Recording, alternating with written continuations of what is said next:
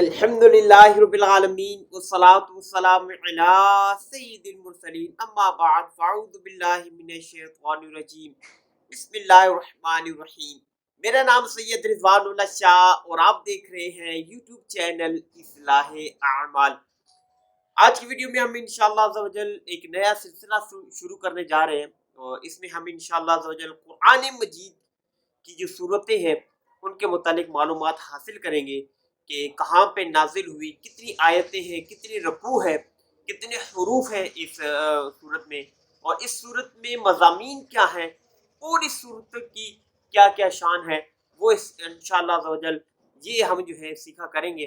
تو آج کی ویڈیو میں ہم انشاءاللہ سورہ فاتحہ جو ہے قرآن مجید کی جو پہلی صورت ہے اس کے بارے میں انشاءاللہ بہت ہی مفید معلومات حاصل کریں گے۔ لیکن اس سے پہلے معمول کے مطابق آپ سے ایک ریکویسٹ کرنی ہے کہ اگر آپ نے ابھی تک اصلاح اعمال چینل کو سبسکرائب نہیں کیا تو فوراً ہی سبسکرائب کر لیں اور بیل آئیکن کو بھی جو ہے وہ آن کر دیں تاکہ آنے والی ہر ویڈیو جو ہے وہ آپ تک۔ تو سورہ فاتحہ کے بارے میں معلومات حاصل کرتے ہیں۔ پہلے جانتے ہیں کہ اس کا مقام نزول کیا ہے، یعنی یہ کہاں پہ نازل ہوئی۔ تو اس کے بارے میں اکثر علماء کا یہ بیان ہے کہ یہ جو صورت ہے سورہ فاتحہ جو ہے یہ مکہ مکرمہ میں نازل ہوئی، لیکن امام مجاہد رحمۃ اللہ تعالی ارشاد فرماتے ہیں کہ سورہ فاتحہ جو ہے یہ مدینہ شریف میں جو ہے یہ نازل ہوئی۔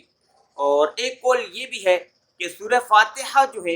یہ دو بار جو ہے نازل ہوئی ہے، ایک مرتبہ مکہ مکرمہ میں اور دوسری مرتبہ جو ہے یہ مدینہ شریف میں جو ہے یہ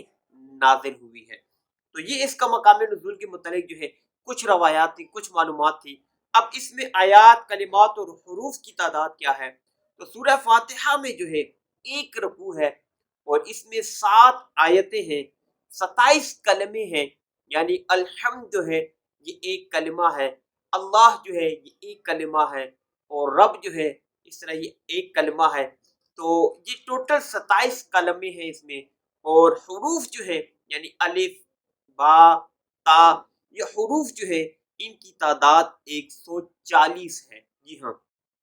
سورہ فاتحہ کی جو نام ہے اس کے مختلف نام ہیں اور ان کی وجہ بھی جو ہے وہ بھی ہم انشاءاللہ کوشش کریں گے۔ سورہ فاتحہ کے متعدد نام ہیں، بہت سارے نام ہیں، اور ناموں کا زیادہ ہونا اس کی فضیلت اور شرف کی دلیل بھی ہے۔ اس کی جو ہے مشہور 15 نام جو ہے وہ یہ ہے۔ نمبر 1، سورہ فاتحہ سے قرآن پاک کی تلاوت شروع کی جاتی ہے اور اسی صورت سے قرآن پاک لکھنے کی ابتدا بھی کی جاتی ہے، اس لیے اسے فاتحۃ الکتاب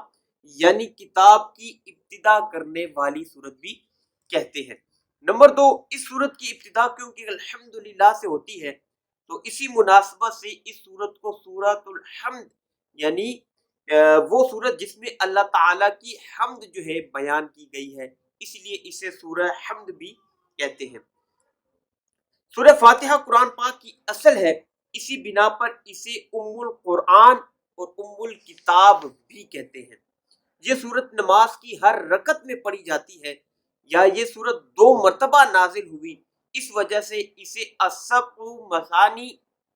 یعنی بار بار پڑھی جانے والی بھی جو ہے اس کو کہتے ہیں۔ دین کے بنیادی امور کا یہ جامع ہونے کی وجہ سے، دین کے جو بنیادی کام ہیں وہ کیونکہ سورہ فاتحہ میں بیان کیے گئے، اس وجہ سے اسے سورۃ الکنز،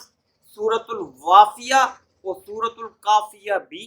کہتے ہیں۔ شفا کا باعث ہونے کی وجہ سے سورہ فاتحہ میں کیونکہ شفا بھی ہے تو شفا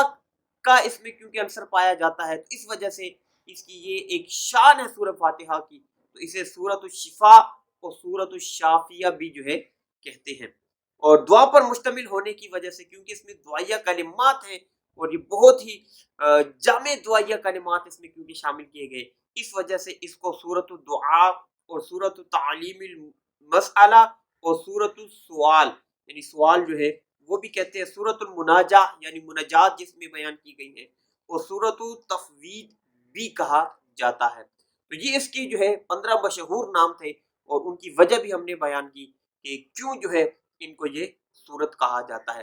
سورہ فاتحہ کی مضامین کی طرف اگر ہم آئیں، ٹاپکس کی طرف اگر ہم آئیں، اس میں کیا کیا ٹاپکس ہے، کن کن باتوں کو کور کیا گیا ہے، تو اس کے بارے میں یہ ہے کہ اس میں سب سے پہلے تو یہ ہے کہ اللہ تبارک و تعالیٰ کی حمد و ثنا کا بیان ہے۔ دوسرا یہ ہے کہ اللہ تبارک و تعالیٰ کے رب ہونے، اس کے رحمان ہونے، رحیم ہونے، نیز مخلوق کے مرنے کے بعد دوبارہ زندہ کیے جانے